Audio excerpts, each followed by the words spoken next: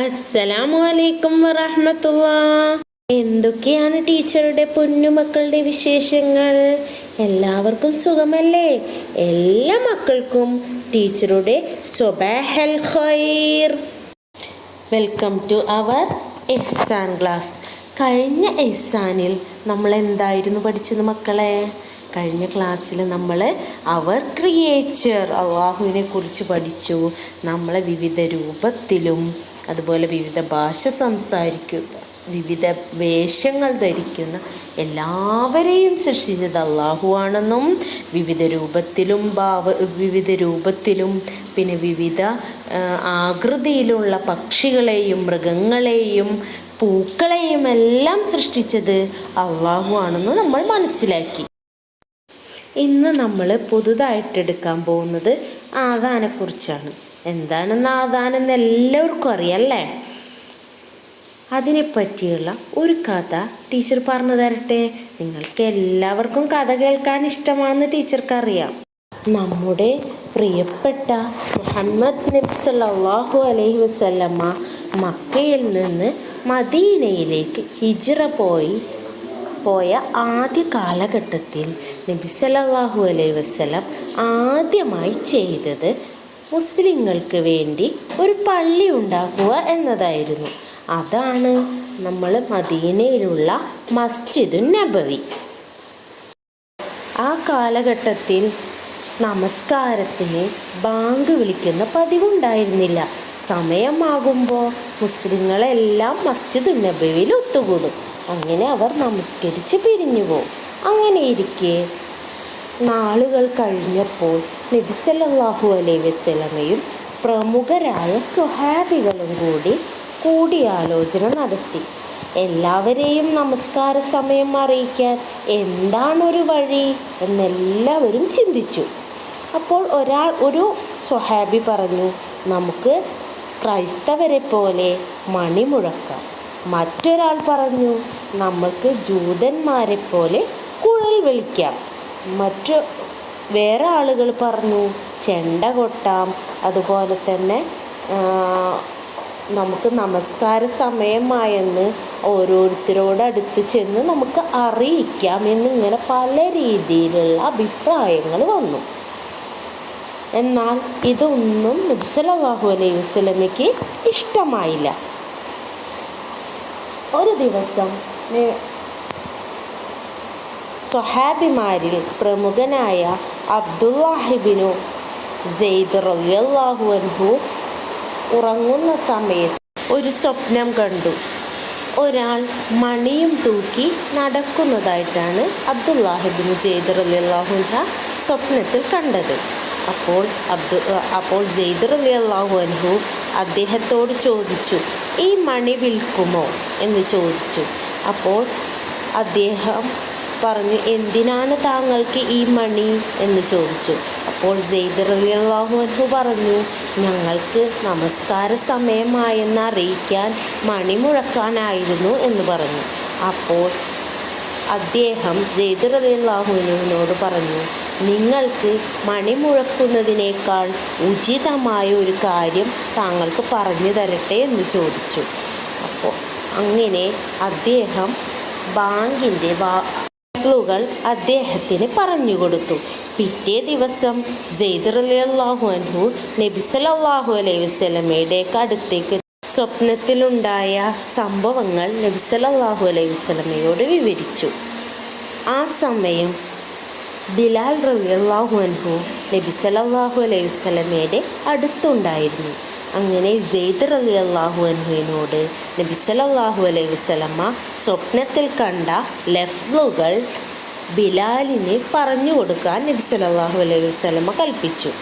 അങ്ങനെ സെയ്ദ് റളിയല്ലാഹു അൻഹു സ്വപ്നത്തിൽ കണ്ട വാക്കുകൾ ബിലാലിന് പറഞ്ഞു കൊടുക്കുകയും ബിലാൽ റളിയല്ലാഹു അൻഹു അത് ഉച്ചത്തിൽ വിളിക്കുകയും ചെയ്തു.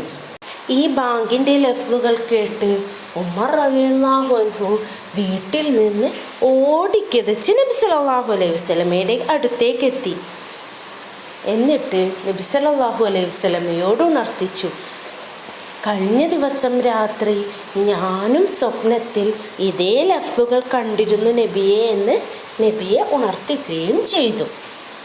അപ്പോൾ നബി സല്ലല്ലാഹു അലൈഹി വസല്ലമ പറഞ്ഞു, രണ്ടുപേരും കണ്ടത് യഥാർത്ഥ സ്വപ്നമാണെന്ന് നബി സല്ലല്ലാഹു അലൈഹി വസല്ലമ പറഞ്ഞു. ഇങ്ങനെയാണ് ബാങ്കുണ്ടായത്. എല്ലാവർക്കും ഇഷ്ടമായോ ഈ കഥ? ഇനി നമുക്ക് ബാങ്കിൻ്റെ ലഫ്ലുകൾ നോക്കിയാലോ.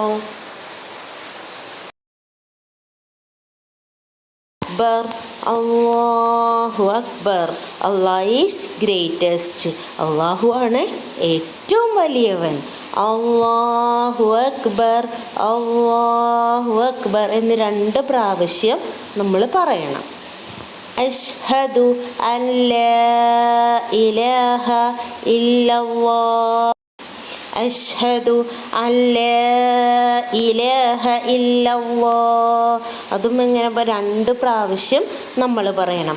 അള്ളാഹു അല്ലാതെ നമ്മൾ ആരെയും ആരാധിക്കില്ല, അള്ളാഹു അല്ലാതെ മറ്റൊരു ആരാധ്യനില്ലെന്ന് ഞാൻ സാക്ഷ്യം വഹിക്കുന്നു എന്നാണ് അതിൻ്റെ അർത്ഥം.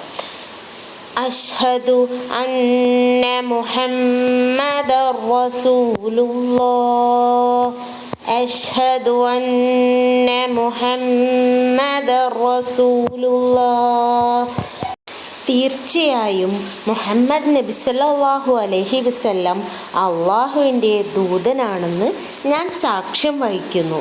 ഈ പറഞ്ഞ കാര്യങ്ങൾ, ഈ 3 ലഫ്ലുകളും നമ്മൾ ഈ 2 പ്രാവശ്യം പറയണം.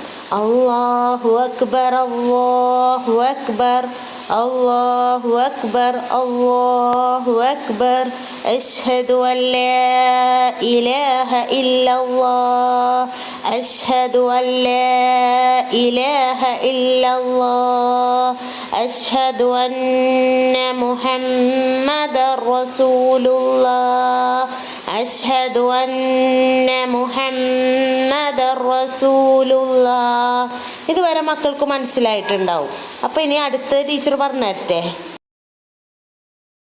ഹയ്യ അലസ്സലാഹ്, ഹയ്യ അലസ്സലാഹ്. നമസ്കാരത്തിലേക്ക് വരൂ, നമസ്കാരത്തിലേക്ക് വരൂ എന്ന് 2 പ്രാവശ്യം പറയും. അതിനുശേഷം ഹയ്യ അലൽ ഫലാഹ്, ഹയ്യ അലൽ ഫലാഹ്. വിജയത്തിലേക്ക് വരൂ, വിജയത്തിലേക്ക് വരൂ എന്നാണ് അതിൻ്റെ അർത്ഥം.